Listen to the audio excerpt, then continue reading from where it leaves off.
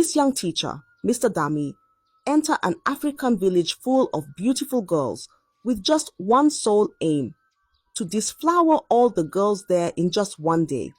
Here's how it happened. Once upon a time in the village of Ayamfe, there lived a man named Mr. Dami. Mr. Dami was a young teacher from the big town of Ibokun. His mind was sharp, his words smooth, and his smile could melt even the sternest hearts. When the government heard of the struggles in Ayamfe village, how their young girls were dropping out of school because of early pregnancies, they knew they needed someone special to help. That someone was Mr. Dami. The news of his transfer spread like wildfire. "He's coming to teach our daughters about life," the villagers whispered with excitement. His mission was clear: to educate the girls about their bodies, how to use protection, and how to avoid unwanted pregnancies that could ruin their futures. For, in Ayamfe, once a girl got pregnant, her books were shut forever, and she was married off to the man who had claimed her innocence. When Mr. Dami arrived, the village turned out to welcome him. The elders, dressed in their finest clothes, stood under the great Iroko tree. Baba Ajani, the oldest and wisest, stepped forward. "Teacher Dami," he said, his voice like a drumbeat, "you have come to save our daughters. They are like flowers in a storm, and we need you to shield them." Mr. Dami nodded, his face serious. "I am here to guide them," he replied, "to teach them how to avoid mistakes that will close the doors to their future. They will learn to stay safe, to choose wisely, and to value their education above all." The parents sighed with relief.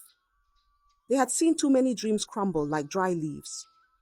"With Dami here, things will change," they said, their hearts filled with hope. But as the villagers celebrated his arrival, no one saw the glint in Dami's eye, a spark that hinted at secrets he kept hidden in the folds of his charming smile. Mr. Dami quickly became the talk of the village. His ways were different from the old teachers the girls had known. He spoke to them gently, not with scolding or shouting. When he taught, it felt like a story unfolding, with every word holding their attention like the strings of a puppet. He held his classes under the big mango tree in the schoolyard. The girls, sitting on wooden benches, listened as he explained things they had never dared to speak of. "A condom," he said one day, holding one up for them to see, "is a shield. It protects you from the consequences of carelessness." His voice was calm, but his words carried power. The girls nodded, their young minds absorbing every detail. "Your education is your future," he told them, "and you must not let anything or anyone take it away from you." Parents, watching from afar, marveled at how their daughters seemed eager to attend school again. "This Dami," they whispered, "is a blessing. Look how he opens their eyes." But the admiration was not one-sided. The girls began to look at Dami with wide eyes, filled with something more than respect. His charming smile, his soft voice, the way he spoke to each of them like they mattered. It stirred feelings they didn't yet understand. They trusted him completely, like sheep following a shepherd, unaware of the wolf that hid beneath his kindness. At first, Dami's actions seemed harmless. He started with small things, a touch on the shoulder here, a playful compliment there. "You're very smart," he would tell a girl, smiling warmly. "One day, you'll go far." His words made them blush, and his charm wrapped around them like the soft wool of a sheep's coat. But soon, Dami's intentions grew darker. One sunny afternoon, after a lesson on the dangers of unprotected sex, he clapped his hands to gather the girls' attention. "Now, you've all listened well," he said, his voice firm yet friendly. But to truly understand what I am teaching, we must go beyond words. Learning is better with practice, isn't it? The girls exchanged curious glances. What kind of practice could he mean? Dami smiled, sensing their confusion. Don't worry, he said. This is to help you understand, so you can protect yourselves in the future. He paused, letting his words sink in. One by one, I will show you how everything I've taught works.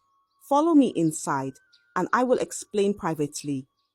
The first girl hesitated, but didn't question him. After all, he was their teacher, their guide. She followed him into the small room behind the classroom. Don't be shy, he said, closing the door softly behind them. This is for your benefit. Inside, Dami's tone changed. His voice grew softer, and his words were laced with persuasion. The girl, unsure of what was happening, trusted him completely. He was the teacher, and teachers didn't lie. Inside, Mr. Dami opened the protection pack and asked the girl to help fix it on him, just the way he had taught them earlier. The innocent girl, thinking this is truly part of the lessons and education, did exactly as Mr. Dami instructed. Just like that, Mr. Dami started touching her in a way that wasn't normal, and from there, they ended up on desk having fun. When Mr. Dami was done, the girl came out, her face was blank, and her steps were unsteady. The other girls looked at her with curiosity, but she said nothing. Mr. Dami had told her not to tell anyone what had happened inside, not her friends or even her parents, for what happens in the room must stay in the room. So, the girl kept quiet about it. Dami called the next girl, and the pattern repeated.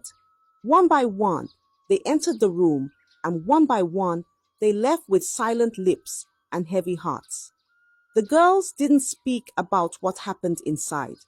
Each one thought she was the only one, and shame kept their mouths shut. Dami's charm and authority silenced them, like a hunter who traps his prey without making a sound. And so, the bright light of their innocence dimmed, one shadow at a time, as Dami's hidden agenda unfolded behind closed doors. Mr. Dami thought his secrets were safe. He believed the four walls of the small classroom hid his actions, but he didn't know that eyes were watching. One hot afternoon, as he called yet another girl into the room, Mako, the village's troublemaker, stood outside, peering through a crack in the wall. Mako had been drawn to the schoolyard by curiosity. He had noticed the pattern, girls leaving the classroom one by one, their faces shadowed with confusion. What's going on here, he wondered, his mind sharp as a blade. So he stayed hidden and watched. What he saw made his heart race, not with fear, but with opportunity. Instead of shouting and exposing Mr. Dami, Mako kept quiet, and left he had a plan. Later that evening, as Dami made his way home, Mako stepped out from behind a tree, blocking his path. Ah, Teacher Dami, he said, his voice smooth like palm oil. You've been very busy, haven't you? Dami froze, his smile fading. What do you mean? He asked, his tone sharp. Mako chuckled, folding his arms across his chest. Oh, nothing much. Just that I saw you today, you and the girls. Very interesting. Lessons you're giving. Dami's face grew pale. You don't know what you're talking about, he snapped, trying to walk away. But Mako wasn't done. He stepped in front of Dami again, his eyes gleaming with mischief. Don't be in such a hurry, teacher, he said.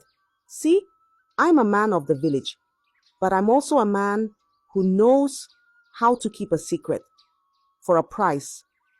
Dami's heart pounded in his chest like a trapped bird. He knew Mako's reputation.